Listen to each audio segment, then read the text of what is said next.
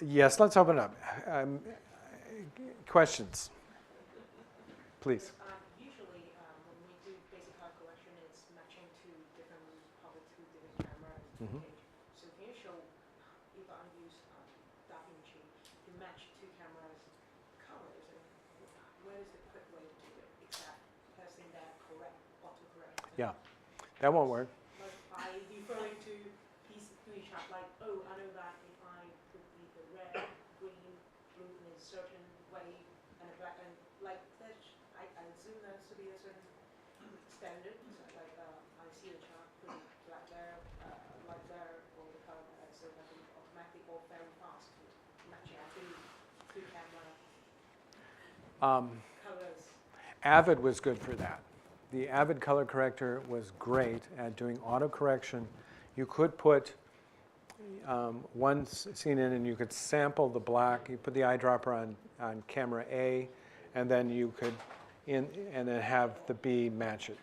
Resolve has not done that. So you have to do it. But let's bring in an example. I have a documentary I worked on for another client. Let me bring in the mixed camera. There's two camera angles. Let's see if we can match those two. And it's instructive for the whole primary class too.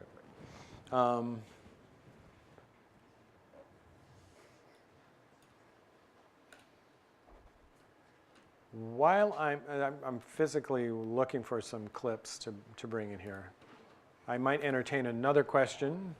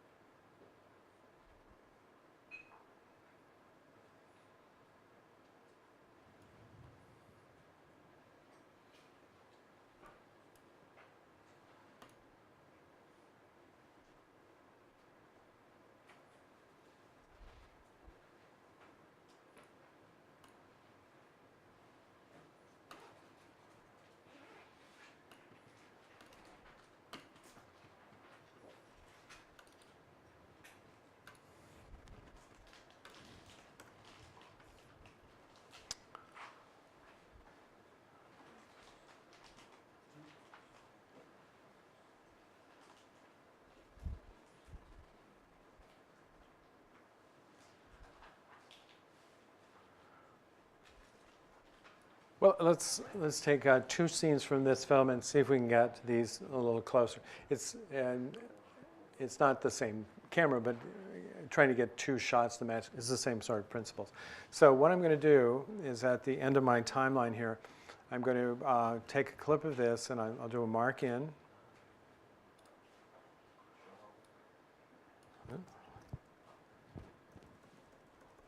And take a few frames of that and I'll mark out. And I'll add that clip. This is a Supreme Court Justice of California, worked for farm workers. His name is Cruz Reynoso. And he was impeached in a California vote some time ago. And this fellow here was the other Supreme Court justice impeached. And both very great men, and unfortunately politically victims of. Okay. Okay. So we're trying to match.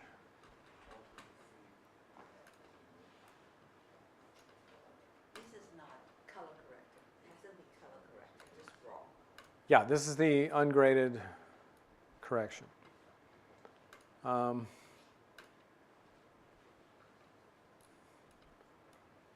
Well, really quickly, I'm going to start by creating a template. So I have one node here. That'll be my primary node. I'm making a second node for my secondaries, windows, curves, and noise reduction and trims.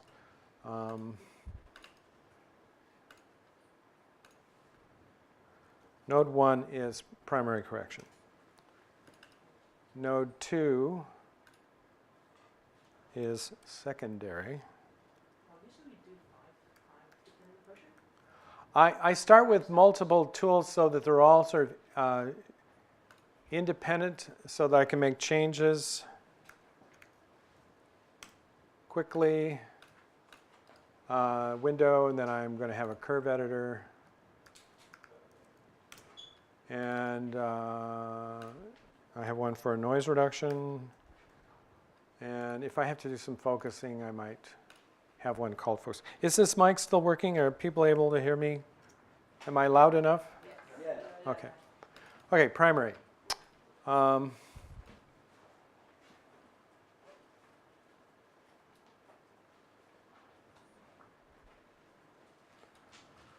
Sometimes I don't even look at the picture. I look at, so I'm seeing, I've got contamination in blue. I'm going to balance my blacks this way. I don't even know what's on the screen. I'm just looking at this scope here. And I'm leveling these blacks. So I use the wheels. I've got them centered. Now I'm going to bring down their level. It seems to be highly on the whites are, I'm balancing the tops here to try to get whites more level, and then I'm going to give myself more room here without clipping out white. And there seems to be a lot of energy compressed on the bottom end here. I want to lift the midtones to put more data in the picture. How does this look?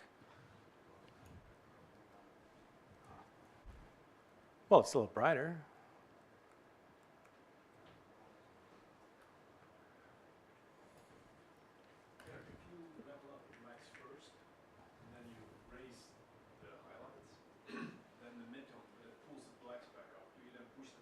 Yes, and then you bring them back down. It is interactive, yeah. So as you adjust one, then you may have to tweak another. So as you saw when I brought gain up, my lift came down. So you do kind of work them against each other. And then it is interactive. I'm opening up gain, gamma there in the middle. And now looking at the screen, I'm seeing I've got blue contamination in this ear. I'm going to null that. And aesthetically, black might be more interesting there. And then modeling his face tone, I'm going to leave gamma like so. Okay, that's a start on primary correction. Secondary, I'm kind of jumping ahead, but to try to show you this match technique. Cursor.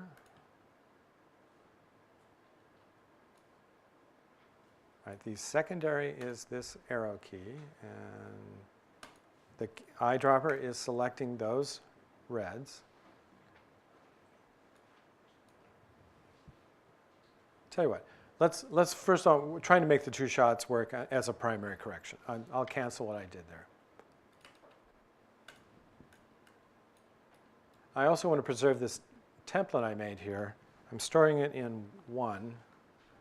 I'll store it in 2 because I've got a grade there. I'm nulling the grade in 1, And now storing in one and also storing a still, I'm going to label the still template. So that when I'm on another shot, I can quickly apply the template. Or I can even put that template on my entire timeline. So the whole timeline can get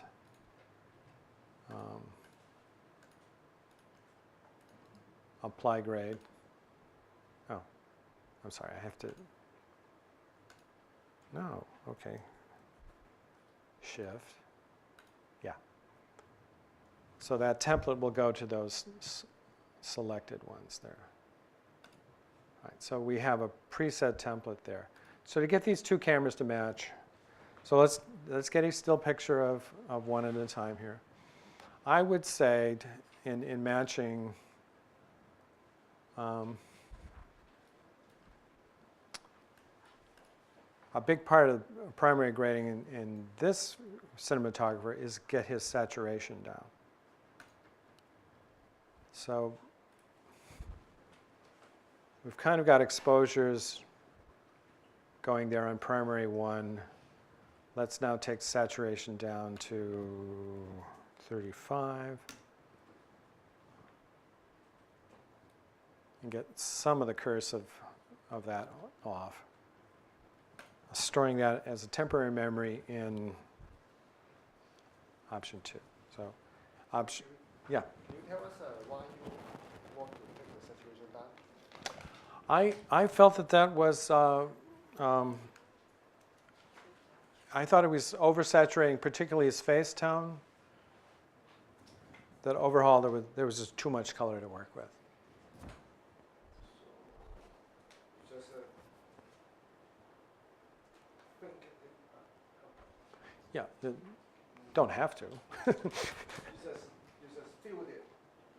The saturation is too high, or you watch the scope. So I subjectively decided that. Now, yeah, on the vector scope,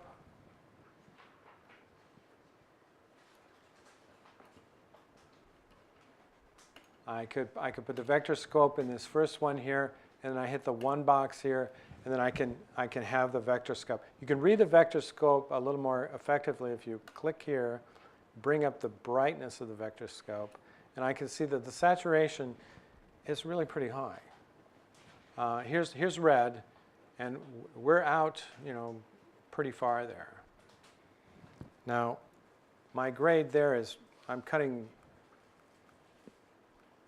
that down quite a bit. I may, after I've done a few adjustments, apply a saturation downstream after I get his face model a little better.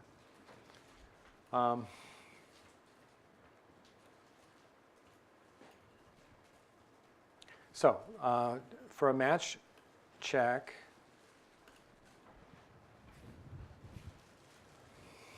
I take a still. Option Command G, and the still, those notes for that you can get up here in these menus here. At some point, it might be useful to get a printout screen of all these submenus. So that, I don't think the manual does that, but you could see in a quick reference where all these presets are. Or if you've got this board, you do hit grab still. But I think more importantly, you need to know how to use it by key. So Option Command G, I took a still. Now to play it is Option Command F. And I go to the next still, and I have a split screen. Option W allows me to flip the sides of that, and then I can slide here, or this track. That's what this lever, this expensive lever does. Is that. Now, one thing I could do is I could just immediately start with this, see how this grade has my template in. I could simply hit the plus key here, and that gives me a copy of the grade before as sort of a starting point. Or I could start with my template, work in the primary node first, And then using the scopes, I'll put up my parade scope first. And I might, see how I'm leveling off the top there to try to make a match for brightness. And then I'm lifting lift or shadows to try to match the shadows. So we're changing screen right here. His jacket color is matching more of screen left now. This is the mids, the gamma control. You can kind of find a measurement there. And then the white levels matching accordingly. To really get these to match, I would get into secondaries, and there's a lot more. I'm getting kind of ahead of my lesson, but the idea of using secondaries to match here too. So on the secondary one, I would sample the skin tone.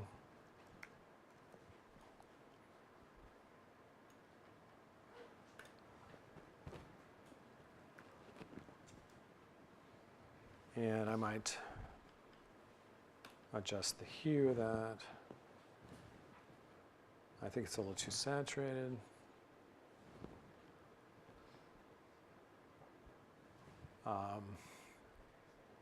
It has that coarseness. We talked about on 2 here using the mid-tone detail. We can smooth out Joseph on the right a little bit that way. But I think more interestingly is once we've identified that color is to use the noise reducer, which is this one, and get into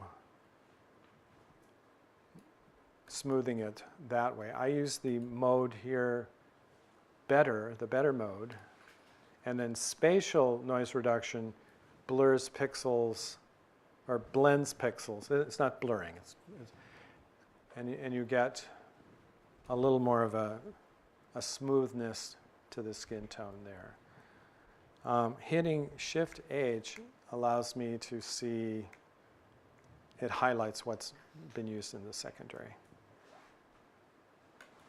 And then I would go back and forth, and then I maybe go to this one, and I'll do a secondary.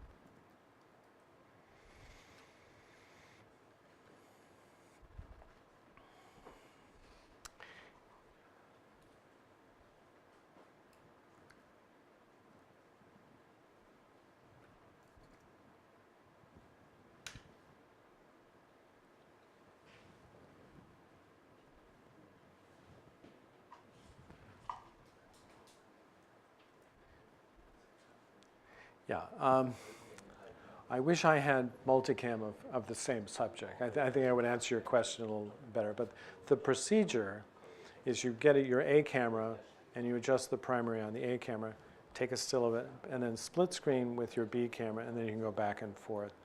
But as far as hitting any automatic corrections between the two, there aren't any. You're going to have to inspect them, left and right screen, and get blacks to level, whites to level, mids to adjust, and then get into subtle hue control. And Question. So I match the B row to A row or A row to B row, or I actually corrected both footage to the standard black and white tone. But then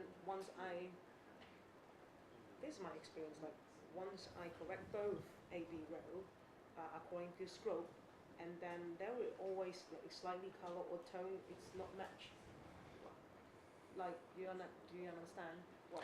yeah, you've corrected them individually, and it looks right to you individually. But then you see them together, and they don't match, and you.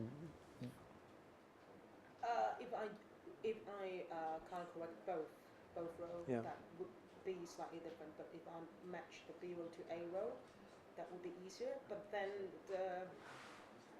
A row would be the primary source of the color, which if my camera, the first camera when we take, it's not look nice, that I don't know how to create.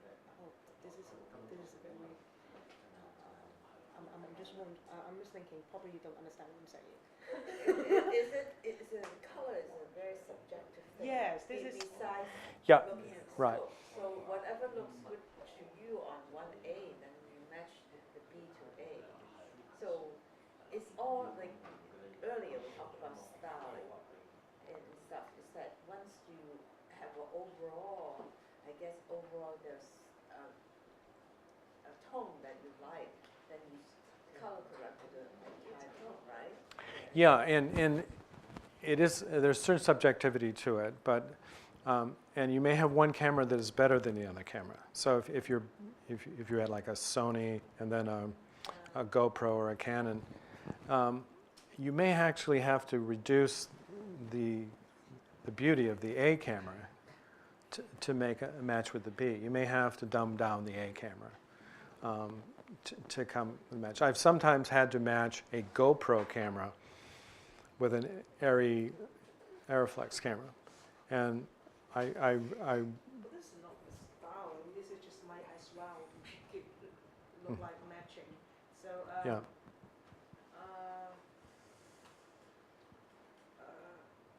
Okay.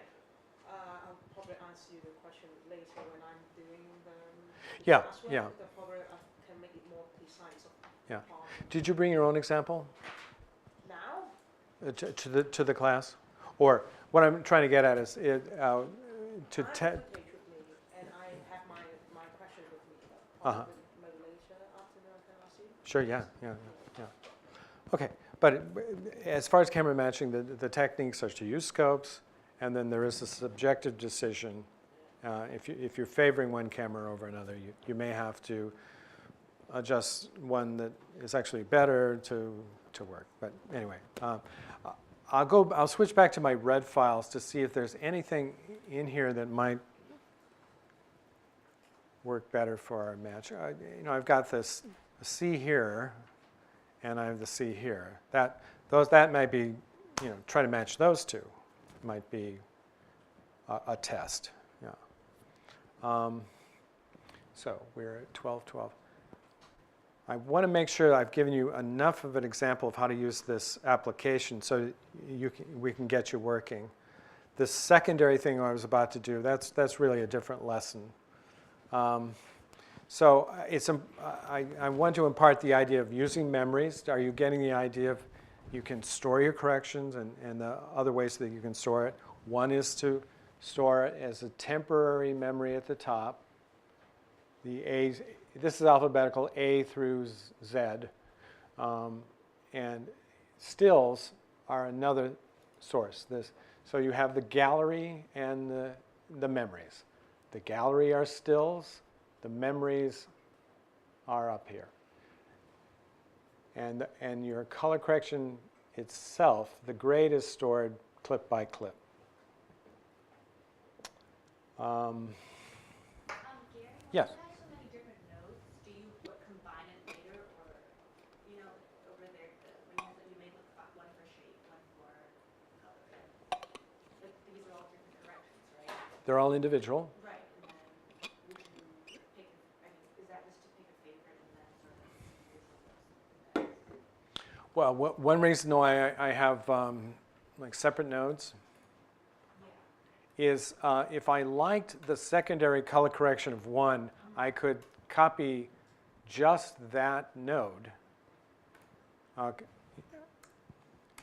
with an Apple C, and then when I come to another place, I could just change that one parameter with a copy and paste. Oh, okay, but you can't like combine all the different things changes that you made into one. Not as a single.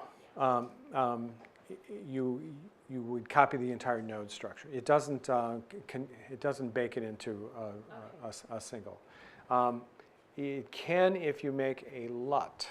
If while you're doing this you like all these controls, and you you want to rapidly apply it.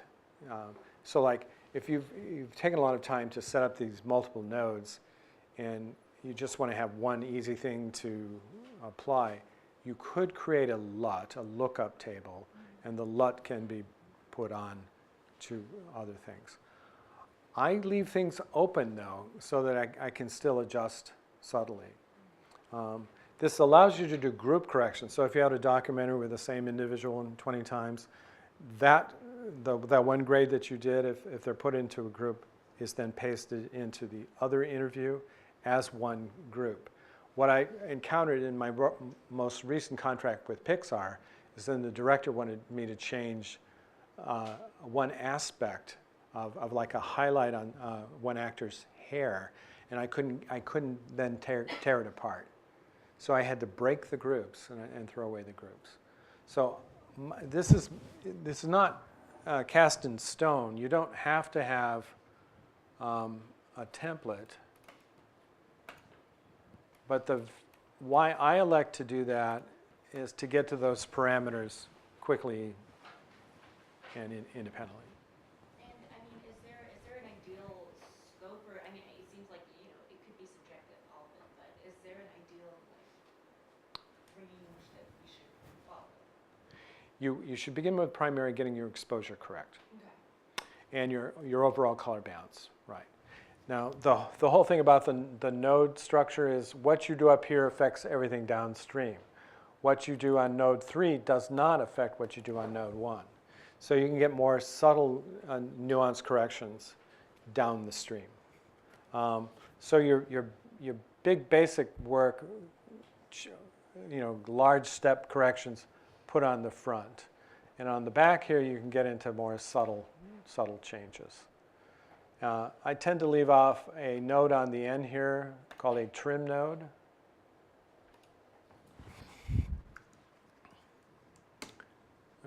And what that is for is when I'm working with a filmmaker to review their work, they can say, I want to see the whole thing 5% more saturated. So all that construction work I did earlier, the nuances of how I got a very subtle change in a secondary, is not affected by these nodes downstream. No. So do general work up front, more specific work downstream, and then modifications at the end of the node chain, like global saturation or noise reduction, and those sort of things on the back end of that. Yes? Okay, so let's say it's like a really extreme or stylized picture to begin with. Mhm. Is there any reason to like try to balance it, like a primary balance? Like make it look natural and then go into the secondary? Or you just jump straight into like, let's say it's like lit by 1 or 2 neon lights or something. Mm-hmm. You're already starting with a look and a stylization. I'd say just use primary to make sure you get all your information in. Like get your highlight and shadow information in. So that it's there for you to work with down the node structure later if you want. But once you've established a look for like a sequence, you might not be going very far from what your primary camera work did. So when you do color correction, you do these like 7-step, one shot by one shot. So if the films had 1,000 shots, you would do it one by one. Yeah. Okay. No, just this is my. Yes. Yeah. I literally go shot by shot. And 7-step each shot. Well, my template has 7 options. I may not use all of them. I may only use primary. In some cases, it's an archival shot from black and white historical footage. Node 1, take the color down and exposure down, and I don't do anything with the rest of it. The other things are adding secondary shapes, curves. I go step by step in that order. And if it's a a documentary with the same scene several times, there's something called Lightbox. Oops. Where all of your shots are up at one time. And you could look at the entire documentary and say, oh, I have, you know, this one is repeating here. So whatever grade I do there, I can repeat again. So then, as a shortcut, you will use your gallery. You'll store your color corrections so that you can retrieve and copy and paste. So you don't have to start over every time. So usually one feature will be at 120 minutes, a lot of shots. So take how long for the color correction process? Yeah, I bid, you know, I get a phone call, somebody has a project. I have no idea what it looks like. They say it's a documentary. It's 90 minutes, 80 minutes long, mostly original camera, some archival, some motion graphics. I have a formula. I say I do about 20 minutes a day. And an 80-minute film may have about 1,000 cuts in it. So So 4 days. I anticipate 4 days, yeah. A day of editorial prep. What we're going to do in one of these classes is show you how you do your own editorial prep, bringing in an EDL or an XML. And that cuts down some of the costs. I'm trying to always cut the cost for the filmmaker. So doing more of their own prep. Right now in the industry, there's an online editor in San Francisco who spends a couple of days getting your project all ready before it even comes to a colorist. There's a way to cut that down using Resolve techniques. So in the budget, a prep day, 20 minutes a day of color correction preparation, and then a review day. So it could be 6 days. And to try to stay on budget with a filmmaker, I try to say, I got to get 20 minutes done a day. I bought that remote control, or the Resolve panel, that DaVinci, so I could work faster. And I'm maybe able to do 25 minutes a day. So, but ordinarily I'm working faster than I'm doing here, and I don't necessarily make these very fine decisions about black level, and I look at a scope and I move as fast as I can. I'm showing you these techniques so you understand how and why you do it. Assuming you're doing the work on your own time, and you can control your own time and budget that way. But the principle of, get your primary correction first. Try to get as much information back from what you shot. Preserve your highlights and your shadows. That's the importance of that very first node, is put as much color and density on your plate on that first node. Give yourself everything to work with. So I don't necessarily stylize on that first node right away. I may limit some of the original lighting. If the lighting had a very strong high key look, I may compress it a little bit, so I have, like what we were trying to do with the one model shot, is I wish I had more information in the highlight.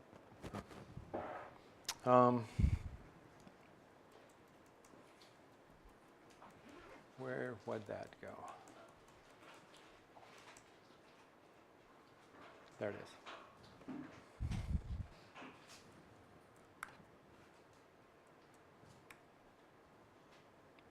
Okay, so I just dropped in my template.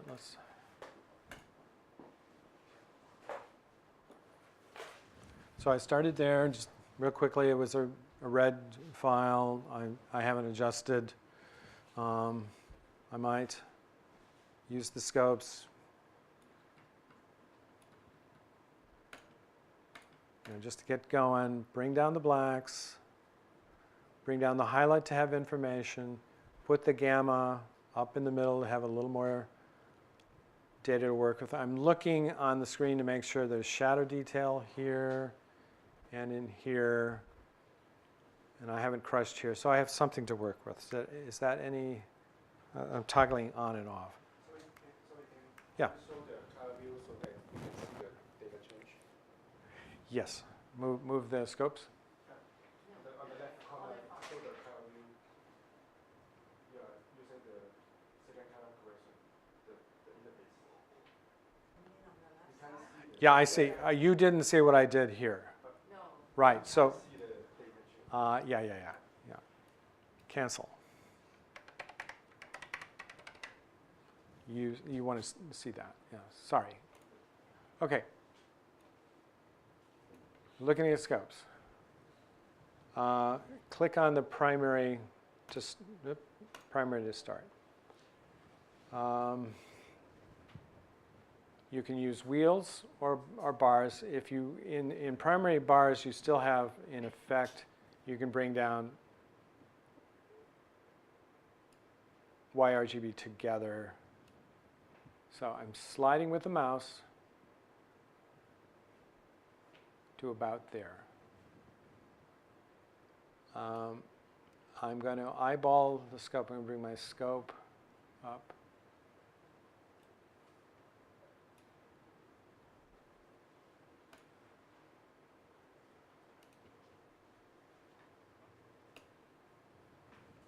So I can see black. Okay, I'm sorry, I'm using that again. You can use the panel, but keep this interface.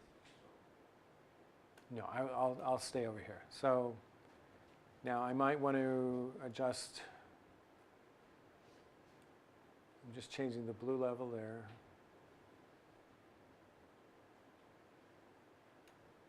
Green here.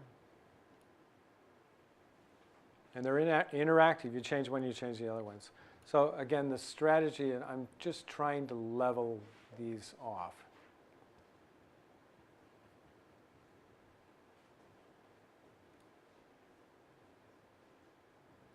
Okay, now white is clipped. I want to, if I can recover more white detail, I could bring gain down. And I'm seeing just a little more modulation. Alternatively, I could cancel what I just did there and go to the highlight control, and only the highlight will come down. That's a little more subtle, and I haven't changed my mids. The mids don't change quite as much. Then I go to gamma, and I try to stretch up the gamma correction. Now, as I've lifted that up, the blacks came back up. I see that my red is a little high. And now I want to bring the aluminums back. So it's interactive. You do one thing in one control, and then your shadow came down, your mid came down. And so you have to spin the three plates interactively.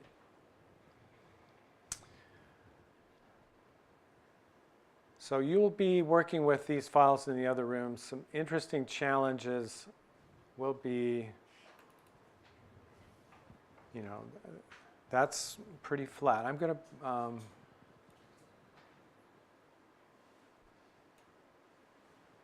try in the other room using the log controls. So select clip and try red log and see if that opens things up for you. Or don't. I mean, you don't have to use red log. Well, the thing, Gary, you have to explain to them the red has so much more information, so the ordinary PIXAR. Yeah. And C300, If you shot raw with, you get a little more. It isn't quite the same range. But for the most part, you don't use red cameras. So don't worry so much about that. Just try to get into just the principles of exposure correction. So, sorry, Gary. Yeah. We were just kind of like discussing because most of us can't afford a red. Yeah. So we'll be shooting with our DSLR. Can we still do the same thing? Well, you can't use the log controls, but if you are using the DSLR, what's more interesting with the DSLR is the curve editor. Let's show you the curve editor.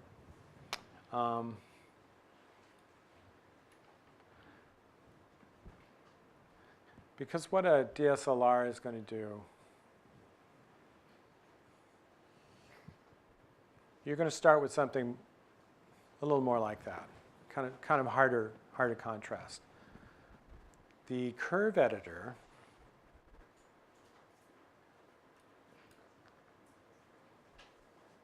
okay, once again, I'm going to put my template up there because I have the curve editor out as a separate one. So what I made here in one, that's sort of like the DSLR preset, that high contrast is doing. The curve editor lets you counteract for camera matching. You may want to bend the curve a little bit this way, and bring your shadow gamma up this way, and your highlight gamma down this way a little bit.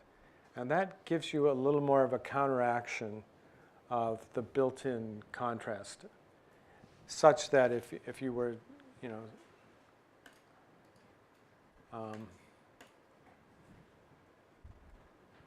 I'm putting up another still.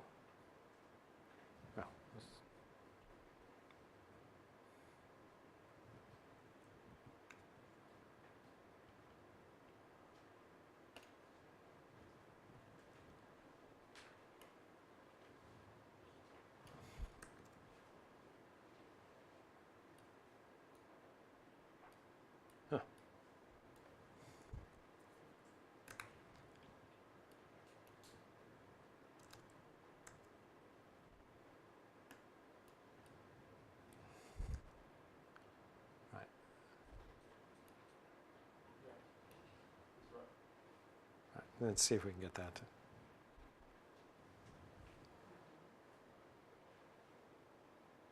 So what that's going to do is give you a little more stretch. It's not quite so clear with that. You see the wipe? So left screen is the curve edit, opening up more of the DSLR, making DSLR more like what a Canon camera might do. So this in camera matching is one technique, is to get the contrast curve of one camera more like the other.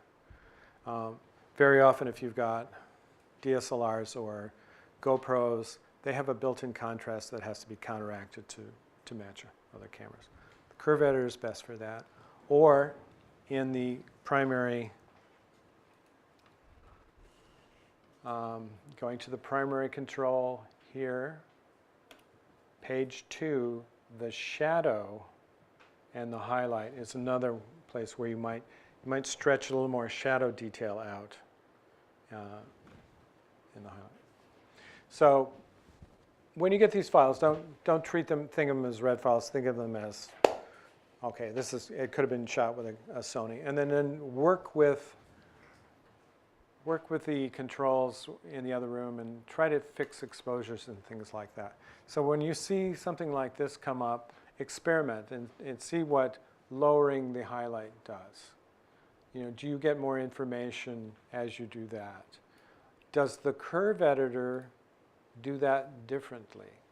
When you bring down the curve editor there, you're getting kind of more of a range of whites than when you simply brought down gain. So here is the primary correction.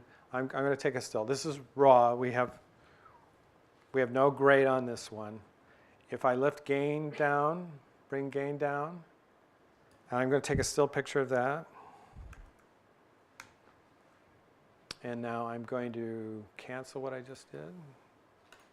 Now I'm going to go to the curve editor, and I'm taking the high point of the curve editor and bringing it down this way. Now I'm going to play the still, and I'm going to wipe.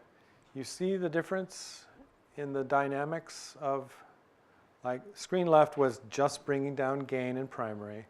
Screen right is the gamma curve, giving you more dynamic changes in the top. And it's really all just exploration. I mean, intuitively, as you use this in time, you're going to think, you know, I think the curve editor will do that better. What I really like the curve editor for is getting modeling back in faces. So a very hard video, if somebody you shot against a background and the face is just too washed out, the curve editor starts to get modulation. You get cheekbone values come back. Great with skies too, because skies there's several f-stops brighter in exposure. Curve editor is better for that.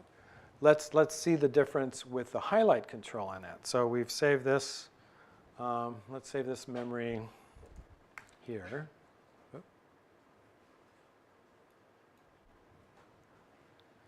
Option 3. So 3 is my curve edit. I'll cancel the curve edit. Now I'm just going to go to that primary highlight control. And I'll bring down highlights. And I'll put that on memory 4, option 4. Here is memory 3, play, memory 4.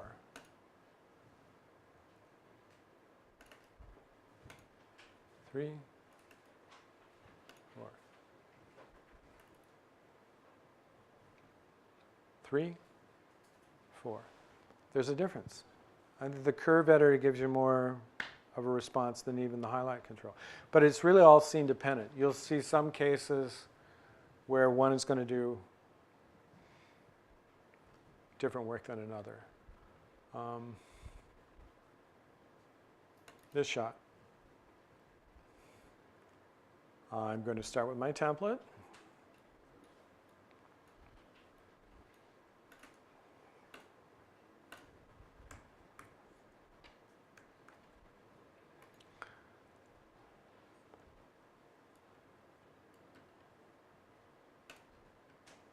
Okay. There's a fairly good range here. I'd like to get a little more data out of the top of the white here. So intuitively, the blue channel seems high. I'm going to go to the primary bars, and I'm going to bring down the gain of the blue channel. And so now just by stretching that, I get see how it's clipped out? It just gets a little choppy there. Bringing down the blue gain gave me more data. It put the green out of balance, so let's adjust the green balance a little bit. And now as I bring green down, see how I'm trying to lower this. It's forcing the other two up again.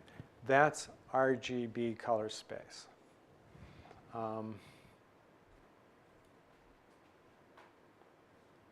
You can also independently change those on the curve editor. If I want to adjust the green to change, I might take more green out that way. But once again, it's interactive. You can do offsets, yes. Let's see what offsets does. So let's null the grade.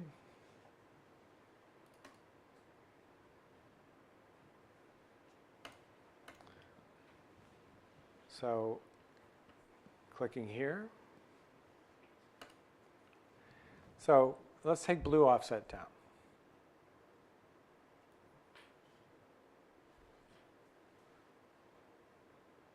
Nice and subtle. Let's move green offset. What do we got? Now that's working independently.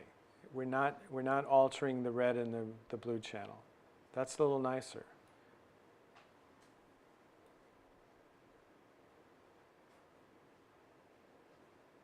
That's red channel. So that was a very good lead. This is a case where the green and the blue offset work a little nicer. I'll store that correction as option 2. And I'll reset the node. What happens when we do the primary wheels?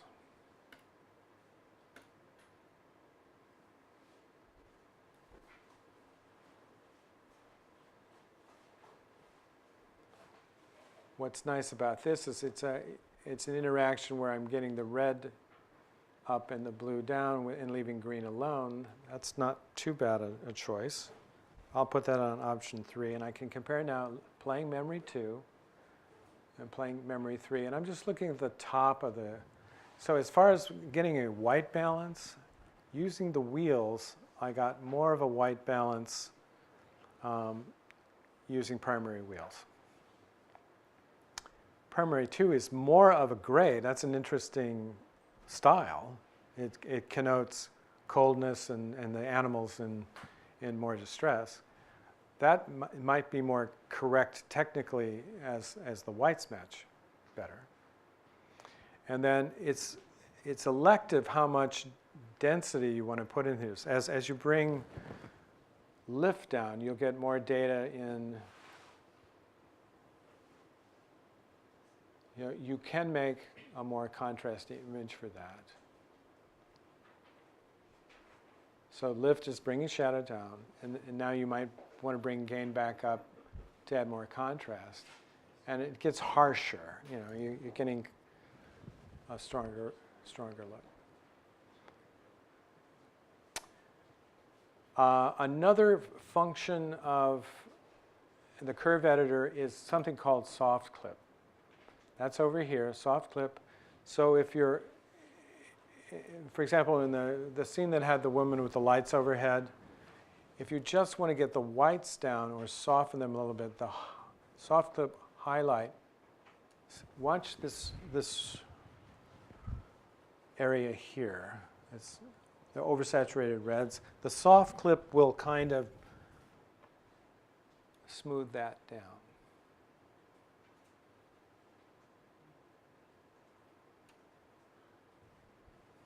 I'm going to undo that. I'll store that in memory 2 and then soft clip it and give you a comparison.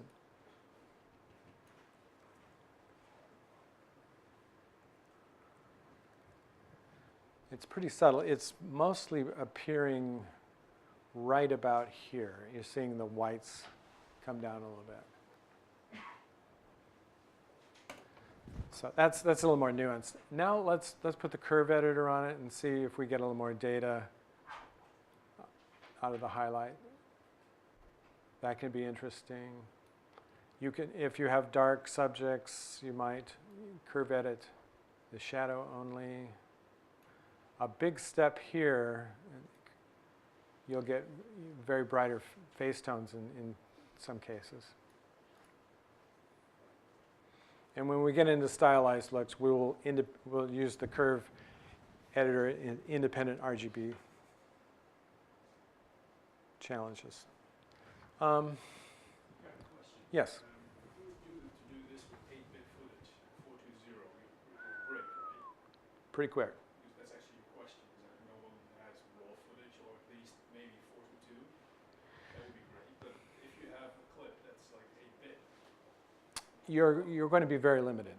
yeah, so you have to be very careful with what kind of corrections you do. Yes, and you can't push it too far. So probably just primary correction is going to work. When we get into secondaries with 8-bit, that's often where things fall apart, because what you will see are edges.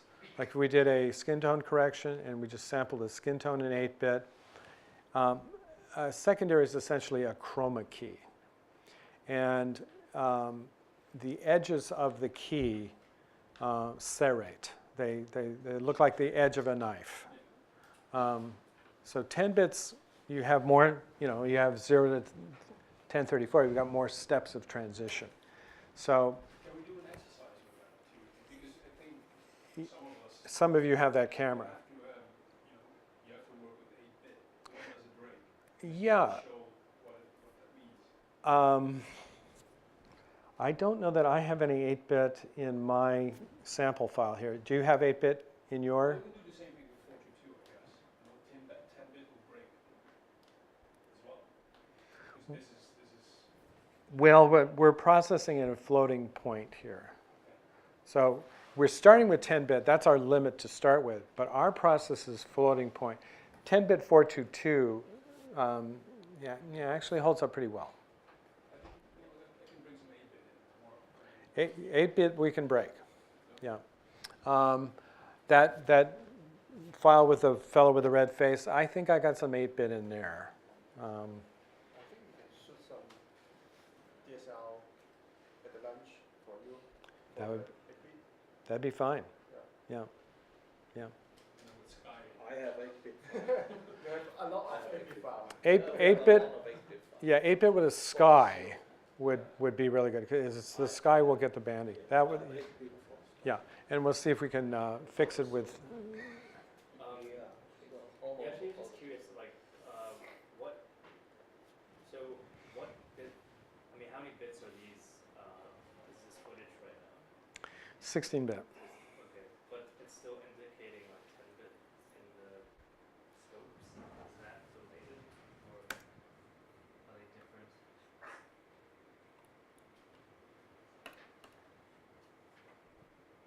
Okay, this file is coming in 16-bit. Yeah, the grade scope shows 0 to 10. Oh, that's measuring 10-bit. Yeah. The measurement scale is 10-bit. The data processing is 32-bit. Okay, so they're separate scales.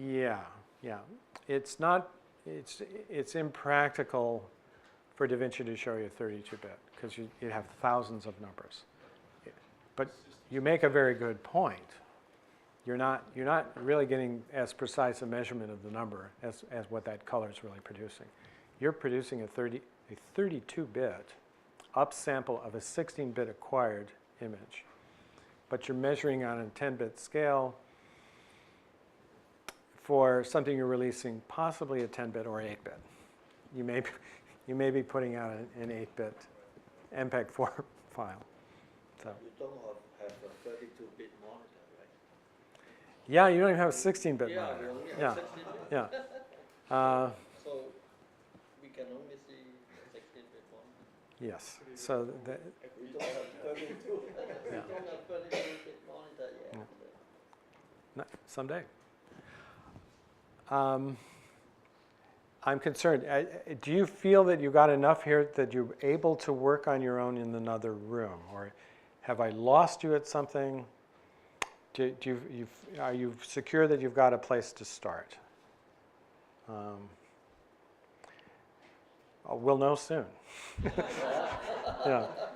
So what we'd like to do in the next room is you will open up the project, or you will open up DaVinci. You will find the basic file, duplicate it, name it with your name, import the red files, treat them as if they're something else. You can explore log if you like. That's not important. What's important is you're getting familiar with moving the controls and exploring the differences, how primary works, how curve edit works, and see if you can adjust the exposure and the color balance using trackballs with the primary wheels if you like. And again, if you don't like the trackball, that's okay too. You can use an ordinary mouse or whatever you have on your book. But what I was trying to convey there was that you can get very subtle with these numbers. And moving trackballs without necessarily knowing what you're doing. Okay, that just changed it 0, -1, -3. Well, I'd like to do more precision with that. If I used my mouse here, I could have gone one step.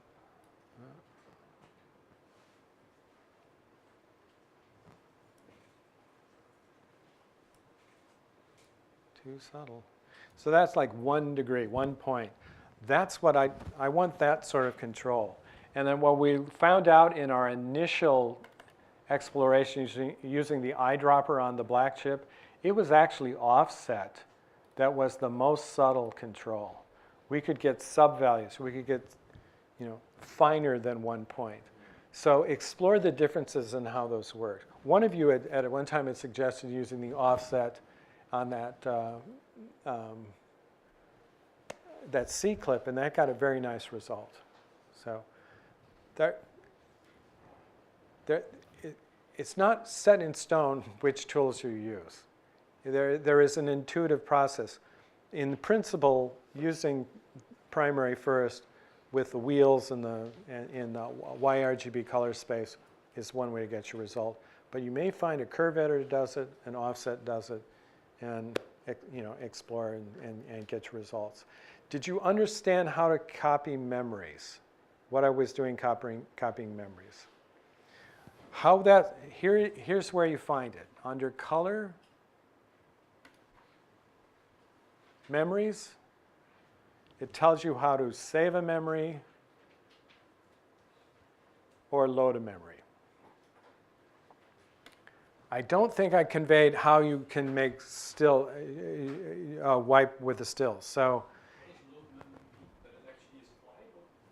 load memory stores it into the memory. So, or rather, no, I'm sorry, it applies it. Save memory is option 1. So this is empty. Let's save this memory here. There's no grade on this one.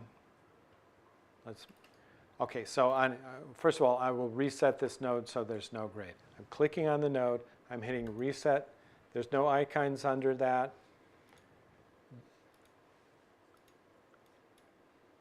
This clip has no grade. Option 1 saves a memory. Command 1 applies the memory. I'm going to put a grade there. Option 2, I've saved it to the second one. If I right-click here, I can play the memory. If you take the mouse and wipe it, then you have a split screen. So you can compare your two corrections, wiping. You can invert that with, and your viewer, your window, wipe size invert, reference wipe, those are under view. But just so you know, Command W gives you a still. What you may want to do is, if you really want to compare two of these, rather than save a memory, I'm going to save this. Option Command G. I've saved it as a still in the gallery. I can then play the still. I can go back to one here, apply the grade, and then I have in this room a white bar, or here you can drag it. You can invert it with Option W, so it flips sides. Shift W gives you a horizontal or a vertical. So if you want to start comparing results, using the memories at the top allows you can make incremental changes, and you're kind of experimenting with things. You can say, oh, my first draft I'll save in 1. So Option 1, save. Command 1 applies it or loads it. Use the split screen, use the memory, start building modifications, and then come to a decision on something you like.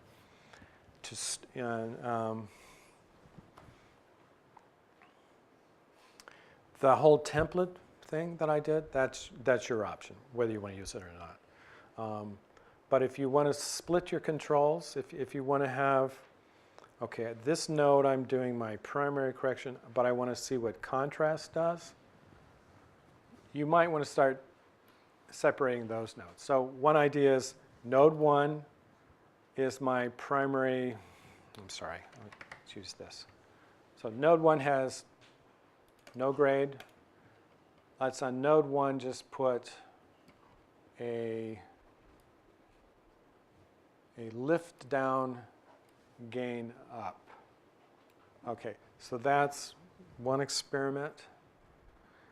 Option D turns off the grade. Option D off, option D on. So I've got maybe this contrasty look I want to work with. Now if I want to explore other parameters and save my work with this, hitting option S adds another serial node. This node structure is called serial. There's another way to bring this up under node, add serial node. On this node, I might want to experiment with taking the saturation down. So on that first one, I preserved my balance, but on node 2, I have an independent variable of saturation. So I can kind of compare those. On node 3, I might want to experiment with contrast. So that's independent. All of that could have been done with one node. But because I've split them out, I'm able to toggle off. One at a time, you can toggle off nodes. So that's what contrast is doing. That's what saturation is doing. And to turn them all off and on with option D, that's my source, that's my grade. And further experiment, node number 4, I'm going to try a hue shift. And Lumamix, once again, is not doing anything.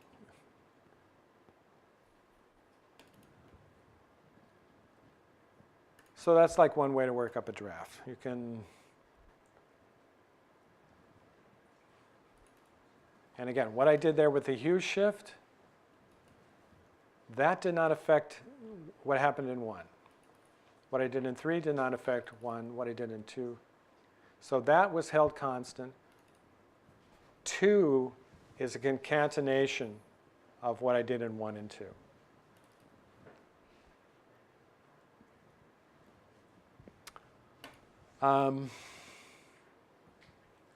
Well, I think I gave you a lot to start with. The one other thing I was going to mention is if you ever want to reference, this is one of the best books written about color correction. I'm going to leave it in the class here, and you can take a look at it any time. It's written by the writer Alexis von Herkman. He's the author of the DaVinci Resolve manual. The manual was sent to you as a PDF file, and you can reference that at any time. The manual is also here under the help, DaVinci Help Resolve. We'll break for lunch, and after I ask one question. Sorry, just one quick question, just on the, actually kind of two questions. So I guess the left side with the stills and the memories, it's kind of like for version control. You know, so you can see different versions of things. Yeah. If, like, when it starts getting crazy and you have lots of versions, can you further put things into like folders to kind of like, for example, Yeah. organize it by scene, Yes. something like that? Yes, you can, under the still store,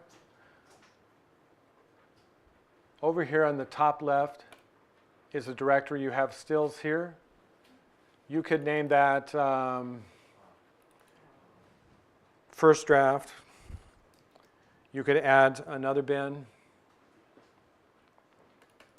Oops.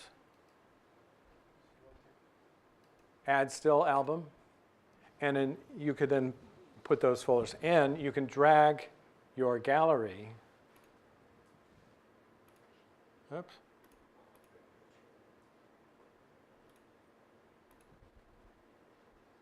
Right. There's nothing in stills. There's nothing in Power Windows. These Power Grades, these are presets I did for a look development. These can be dragged. These live outside all projects. So if you have a template that you want to use for other projects, load the Power Grade folder with things that you want to use for multiple times.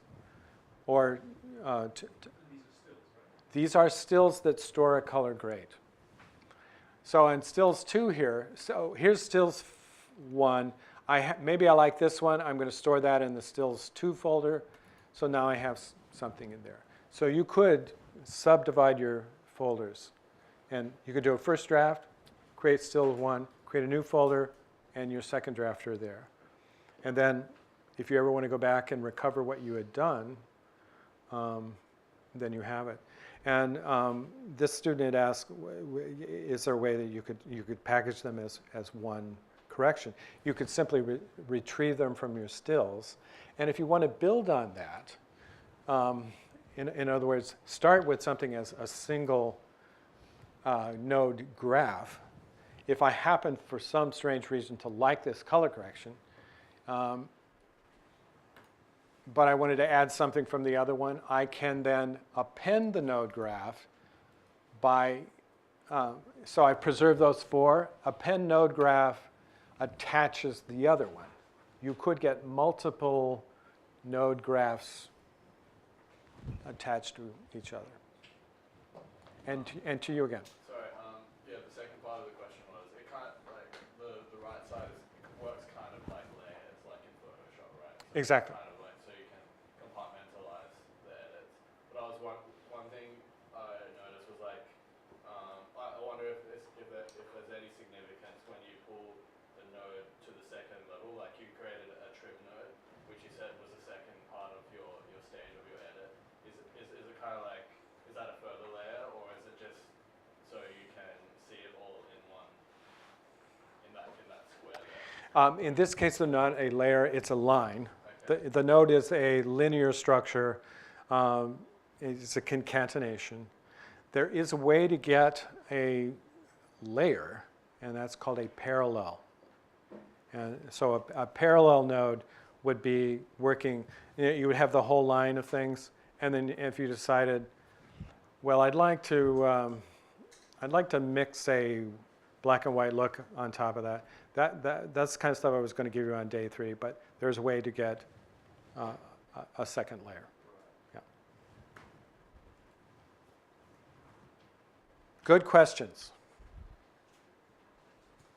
And one more question? Yeah, amazing. Just wonder, what's the importance of doing the pure back you just do before, the back balance? Because I used to do white balance first, but I don't have the concept using the adjusting the back balance. Just wonder what's the advantage? Why do I do black balance first? Yeah. Do you Yeah. need to do white balance? You could do white balance first too if you like. I do black balance first because it's interactive and it affects, it's like the root of the tree. So it affects the whole range of the color. But there's no rule to do that. If you want to do white balance first, you can. But my strategy is I start with black balance, get my blacks clean as black influences the rest of the color structure. The other colors are built on that. I do black first, then I do white. I level them off, then I raise or lower to try to increase the signal scale. And once I've stretched out and conserve data at the top and the bottom, then I move the middle up and down to try to get model light a little better, and that's gamma control. So, but it's your preference. It isn't a rule. Okay. Very good.